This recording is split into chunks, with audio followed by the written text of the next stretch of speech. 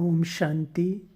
मन का और बुद्धि का इस संसार में बहुत बड़ा खेल है। यही हमारे संपूर्ण जीवन का सर्व प्राप्तियों का आधार है। जिस मनुष्य का मन बुद्धि श्रेष्ठ है, डिवाइन है, वो इतना ही संसार में महान बन जाता है। वो इतना ही बुद्धिमान, डिवाइन और श्रेष्ठ जीवन पाता है। इसलिए हमें मन बुद्धि को समझना है, इसकी गति को जानना है। संकल्प हमारे मन में उठते हैं और चित्रण हमारी बुद्धि में होता है। और जिस भी वस्तु का, संबंध का हम चित्रण करते हैं, जिसके भी बारे में हम जो संकल्प करते हैं, वही ऊर्जा हमारे ब्रेन में फैलने लगती है। वैसे ही संस्कार और एनर्जी हमारे भीतर चलती है। इसलिए बाबा कहते हैं कि बच्चे एक सत का संग करो, तभी देव आत्मा सर्व गुणों और शक्तियों से संपन्न बनेंगे। तभी हमारी बुद्धि डिवाइन होगी, मन सर्व शक्तियों से संपन्न होगा। अगर हम इसके बजाय देहधारियों को याद करते हैं, कोई ऐसे नेगेटिव व्यर्थ संकल्प चलाते हैं, नेगेटिव परिस्थितियों के बारे में सोचते हैं, पास्ट के कुछ दर्द देने वाले या ऐसे अनुभवों के बारे में सोचते हैं, तो हमारा जीवन उसी एनर्जी से, ऊर्जा से पुनः भरने लगता है। हम ना चाहते हुए भी जिसको याद कर रहे हैं, जिसके बारे में संकल्प कर रहे हैं, वैसा बनने लगते हैं। और यही हमारे भविष्य का, संस्कारों का, सोच का आधार बन जाता है। यही हमारे संस्कार बन जाते हैं। इसलिए अब इसी गति को जानो कि हमें कैसा बनना है। हमारा लक्ष्य है लक्ष्मी नारायण का। वैसे तो लक्ष्मी नारायण सब आत्माएं नहीं बनेंगे। जो बाबा के बच्चे हैं, उनमें से एक टाइम में एक ही लक्ष्मी नारायण गद्दी पर बैठेगा। लेकिन बाबा ने कहा, यथा राजा रानी तथा प्रजा, अर्थात सतयुग में जो गुण राजा रानी के अंदर होंगे, जैसे लक्ष्मी नारायण होंगे, वैसी ही उनकी प्रजा होगी, गुणवान, शक्ति और गुणों से संपन्न, निर्विकारी। तो वैसा श्रेष्ठ जीवन हमें बनाना है।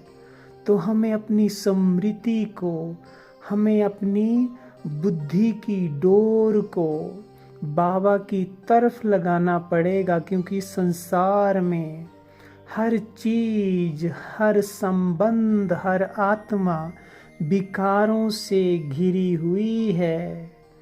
ये सब कुछ नश्वर है। ये कलयुग का अति तमो प्रधान समय है, जिसमें हर संबंध, हर आत्मा विकारों से, कमी कमजोरियों से घिरी हुई है। चाहे किसी के जीवन में सब कुछ है, लेकिन फिर भी कुछ ना कुछ कमी है, तनाव है, दुख है। तो ऐसी किसी भी आत्मा को याद करना, किसी का भी चित्रण बुद्धि में करना, देहधारियों को याद करना, तो वैसी ही एनर्जी, वैसी ही वाइब्रेशन हमारे अंदर आने लगेगी।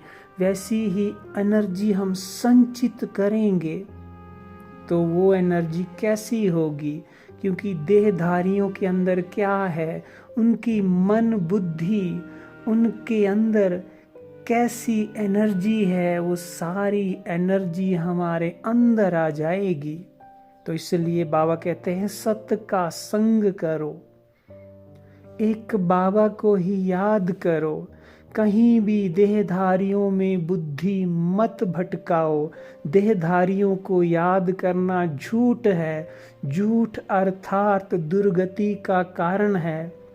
और एक बाबा को याद करना, एक बाबा को सदा बुद्धि में समाना, एक बाबा के संग चलना, एक बाबा से सर्व संबंध निभाना, सिर्फ उसी को सदा अपनी बुद्धि में बैठाना, यही है सत्य का संग।